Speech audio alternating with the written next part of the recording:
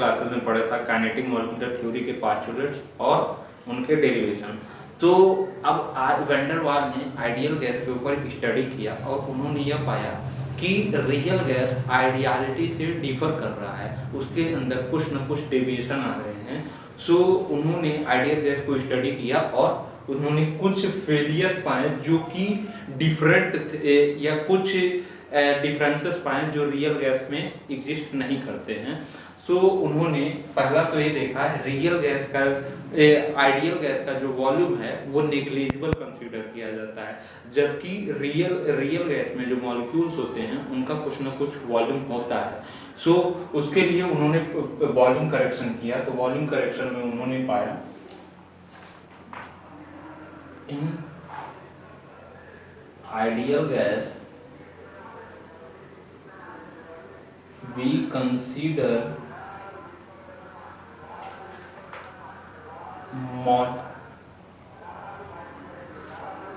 volume of molecules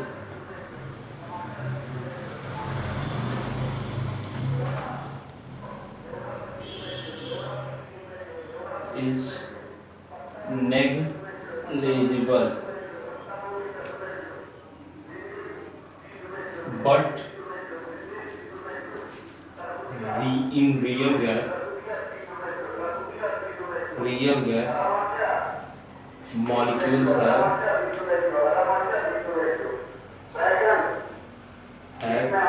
some volume, but real gas का कुछ ना कुछ वॉल्यूम होता है। At low temperature and high pressure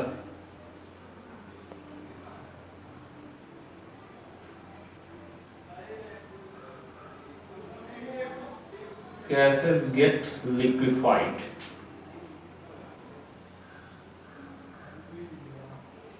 सो मतलब कि अगर जो रियल गैस को लो टेम्परेचर पे हाई प्रेशर दिया जाए तो गैस जो होगा लिक्विफाई हो जाएगा। सो अब हमें रियल गैस का वॉल्यूम निकालने के लिए वैन डर वाल ने एक इक्वेशन दिया VR = V - D। अब ये जो होता है ये टोटल रियल वॉल्यूम निकालना है, ये टोटल वॉल्यूम है, ये total volume minus compressible volume, जितना अगर जो वो कंप्रेस हो जाने के बाद जो वॉल्यूम निकल के आ रहा है उसको माइनस कर दे टोटल वॉल्यूम से, तो हमें रियल गैस का वॉल्यूम पता चल जाएगा। सो इसके आगे हमें जब वॉल्यूम करेक्शन मिल गया तो अब फॉर n मोल मॉलिक्यूल्स, अगर जो मान लीजिए कोई n मोल मॉलिक्यूल्स हैं, कोई गैस के n मोल मॉलिक्यूल्स हैं, उनके लिए रियल गैस का यो एक्सप्रेशन हो जाएगा VR = V - NP।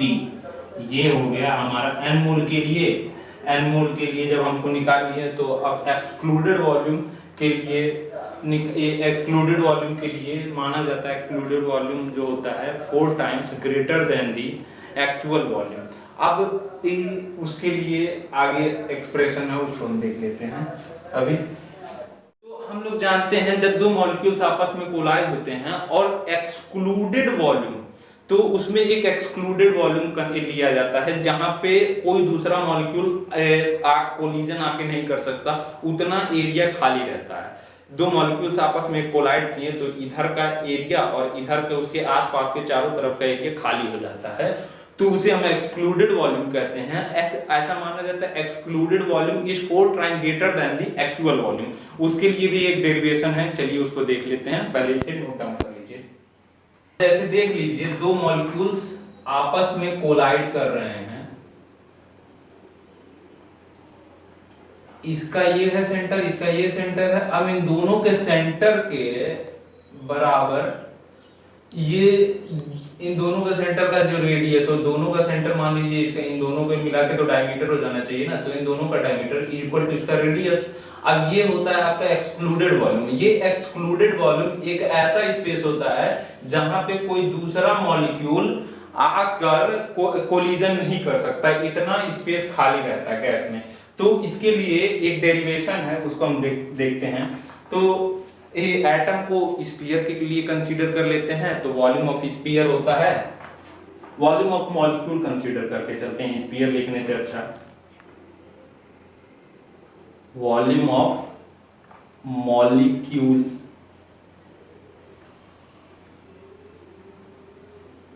Is equal to 4/3 pi R cube. Pi R cube होता है स्फीयर का फार्मूला, तो मॉलिक्यूल भी स्फेरिकल शेप का होता है, इसके लिए हम इसका वॉल्यूम ये ले लेते हैं। अब हम एक्सक्लूडेड वॉल्यूम के लिए उसका वॉल्यूम कंसीडर कर लेते हैं, वॉल्यूम ऑफ एक्सक्लूड, या एक्सक्लूडेड वॉल्यूम लिख लें। स्टॉप करो।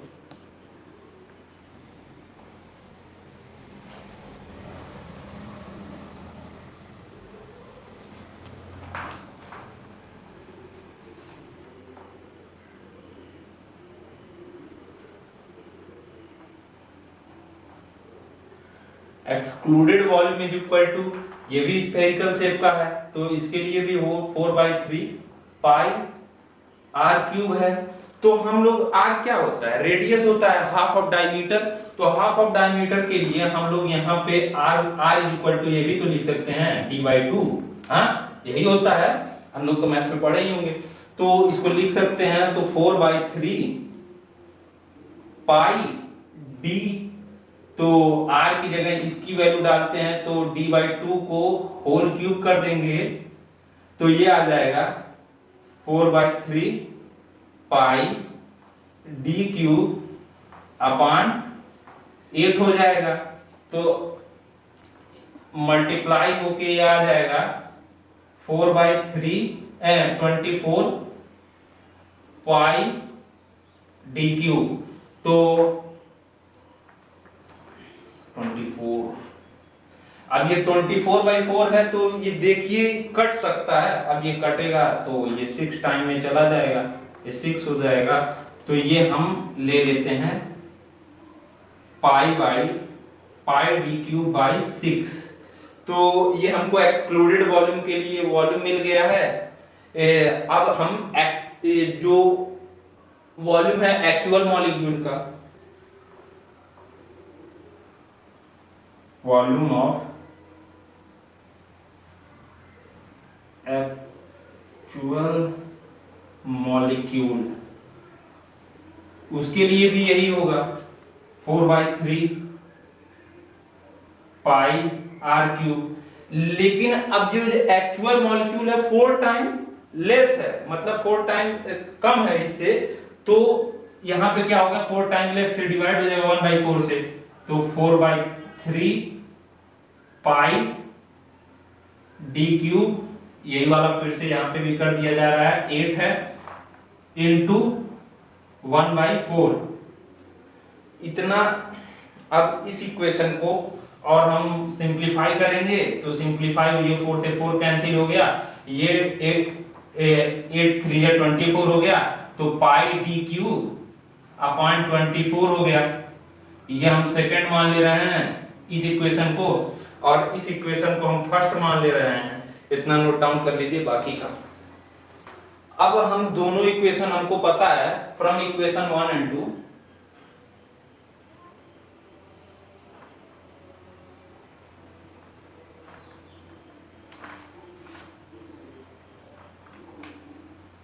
एंड 2 दोनों को इक्वेट कर दे रहे हैं, तो यहाँ पे हम पहले वाले इक्वेशन को पाई/6 था, डी क्यूब था, ले रहे हैं is equal to pi D cube है। हाँ, अब यहाँ पे देखिए इधर ये है, तो ये कितने टाइम जा रहा है, ये 4 टाइम जा रहा है। हाँ, अब ये 4 है, तो यहाँ पे pi D cube is equal to pi D cube. अब ये 4 इस तरफ चल जाए, मल्टीप्लाई कर देंगे, तो 4 pi D cube is equal to pi D cube. ये actual volume is 4 excluded volume is 4 times greater than the actual volume, ये प्रूव्ड हो गया।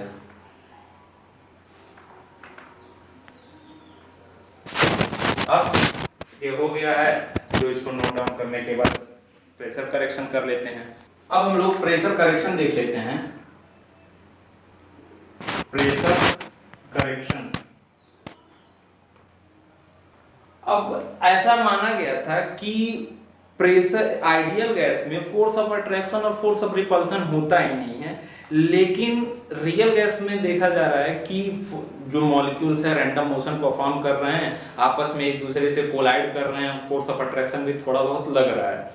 तो अब वैन डर वाल ने इस पे एक एक्सप्रेशन दिया और उन्होंने कहा कि जो आपस में मॉलिक्यूल जब आप रैंडम मोशन परफॉर्म कर रहे हैं कि मान लीजिए कोई मॉलिक्यूल है, उसको वॉल ऑफ द कंटेनर किसी भी कंटेनर में रख दे रहे हैं, तो अब जब मॉलिक्यूल्स हैं वो फोर्स एक्सर्ट करेगा, प्रेशर एक्सर्ट करता है कंटेनर पे, वो कंटेनर पे एक्सर्ट करने के पीछे कोलिजन करेगा तभी एक्सर्ट करेगा।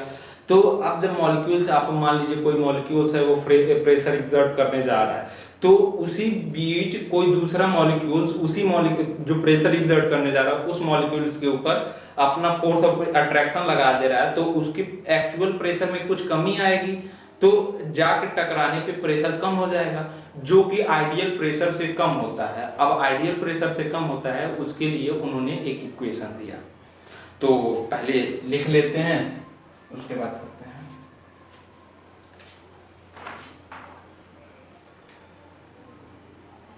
In ideal gas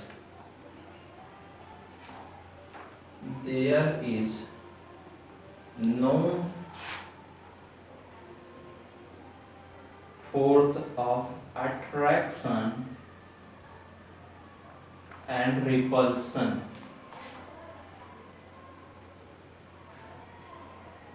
but real gas molecules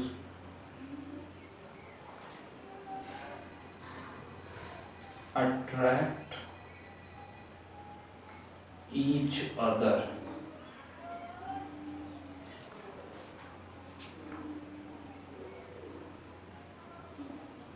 while molecule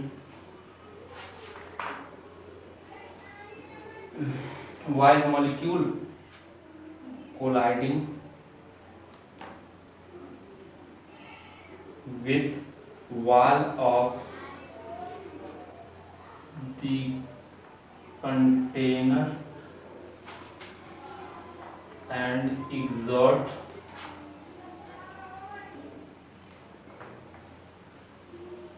pressure. During this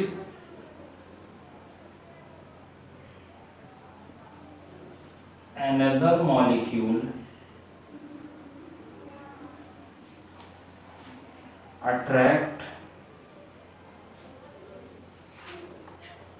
the molecule which exert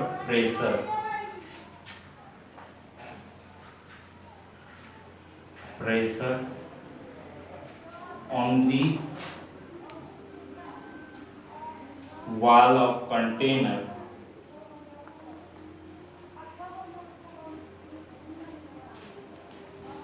due to attraction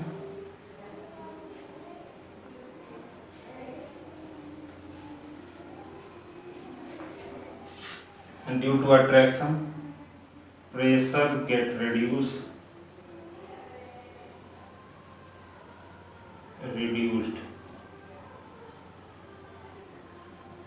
which is less than ideal pressure. Less than the ideal pressure, तो उसके लिए van der वाल ने एक equation दिया जो था Pi = P observe plus P dash, जो कि आइडियल प्रेशर के बराबर होगा, तो करेक्टेड प्रेशर हम निकाल सकते हैं। उसके लिए प्रेशर करेक्शन के लिए एक डेरिवेशन है, इतना लिखने के बाद उसको करते हैं। P observe plus P dash.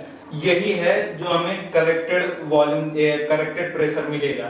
तो कुछ तो मॉलिक्यूल्स होंगे जो कोलिजन करेंगे, आपस में कोलाइड करेंगे, कुछ मॉलिक्यूल्स होंगे जो कंटेनर के ऊपर प्रेशर एक्सर्ट करेंगे। तो पहले तो हम जो प्रेशर एक्सर्ट करेंगे उनका डेंसिटी निकाल लेते हैं, जो आपस में कोलाइड कर रहे हैं उनका डेंसिटी निकाल लेते हैं।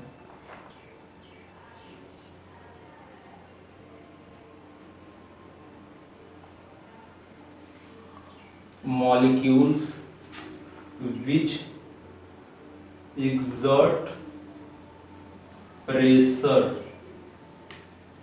तो डेंसिटी क्या होता है, मास अपान वॉल्यूम। तो मास अपान वॉल्यूम, तो जो n मोल्स के मॉलिक्यूल्स हैं जो कि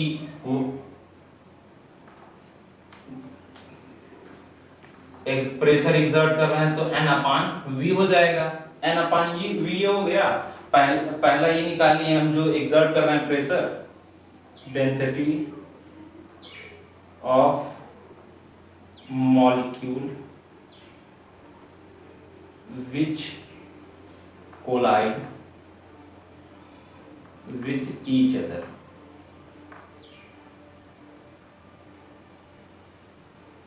उनका भी यही होगा। तो अब कुछ ना कुछ वॉल्यूम या कुछ ना कुछ उनका भी मोल होगा, तो उनका भी। अब हम टोटल डेंसिटी निकाल लेते हैं। टोटल डेंसिटी ऑफ मॉलिक्यूल,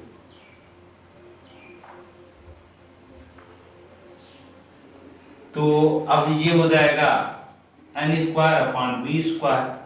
अब हमको n square upon V square मिल गया, तो अब हमको मॉलिक्यूल्स का डेंसिटी मिल गया। तो density is directly proportional to ideal pressure हो जाएगा। Pi is directly proportional to a n square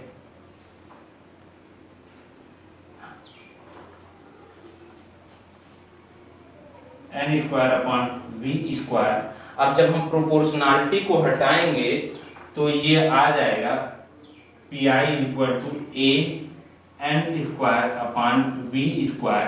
अब ये कोई कांस्टेंट है जो इसके साथ आया है, तो अब हम इसको पूरे अब इस इक्वेशन में हम लिख सकते हैं। अब जो हमें करेक्टेड प्रेशर मिला है उसको यहाँ पे लिख देंगे, तो ये टोटल इक्वेशन हो जाएगा Pi is equal to P observe plus a n square upon V square.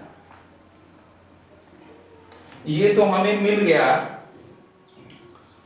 Pressure correction हो गया। अब ये प्रेशर करेक्शन मिल गया, तो अब हम ये इससे निकाल सकते हैं आइडियल गैस। अब वॉल्यूम करेक्शन और प्रेशर करेक्शन दोनों को इक्वेशन को सिंप्लीफाई कर लें, ये तो हमें ये मिल जाएगा कि आइडियल गैस रियल गैस से कितना डेविएट करता है, उसका एक्चुअल वैल्यू निकालने के लिए ये हो जाएगा। इसको इतना लिखने के बाद नोट कर सकते हो। प्रेशर करेक्टर मिला है तो Pi इक्वल टू हो जाता है P plus a n square upon V square. अब ये तो हमें मिल गया है प्रेशर करेक्शन। अब प्रेशर करेक्शन और वॉल्यूम करेक्शन दोनों को मिला दिया जाए तो हमें जो इक्वेशन मिलेगा Pi equal to P plus a n square upon V square V minus n b is equal to nRT। ये जो इक्वेशन है, इस इक्वेशन से हमें मिलता है रियल गैस कितना आइडियल गैस से बिहेवियर अलग शो करता है, उसका एक्चुअल वैल्यू मिलता है। और ये अगर जो हम 1 मोल के लिए कंसीडर करेंगे तो ये n हट जाएगा हर जगह से, बस यही है। नोट्स के लिए आप लोग डिस्क्रिप्शन बॉक्स में चले जाइए, आपको वहां से नोट्स मिल जाएगा और डाउनलोड कर लीजिए।